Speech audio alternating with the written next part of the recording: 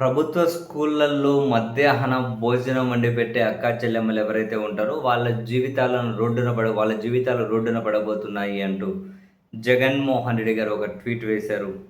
Government స్కూళ్ళల్లో మధ్యాహ్న భోజనం వండుతున్న దాదాపు 85,000 అక్కా చెల్లెమ్మల జీవితాలతో చంద్రబాబు నాయుడు గారు చెలగాటమాడుతున్నారని, దాదాపు 20 సంవత్సరాలకు పైగా పనిచేస్తున్న వారు వీరిలో చాలామంది ఉన్నారు.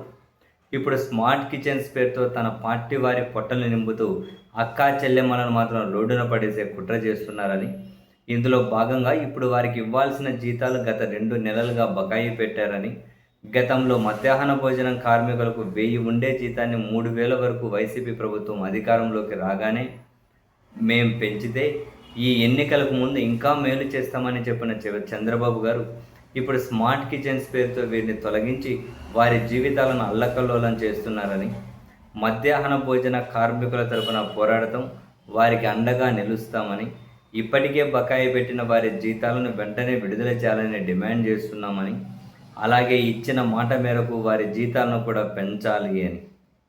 బేసిక్గా చంద్రబాబు నాయుడు గారి ప్రభుత్వము స్మార్ట్ కిచెన్స్ అని చెప్పి ఏదో తీసుకొని వచ్చి అది తెలుగుదేశం పార్టీ వాళ్ళ చేతులేమో పెడుతూ ఉన్నారట.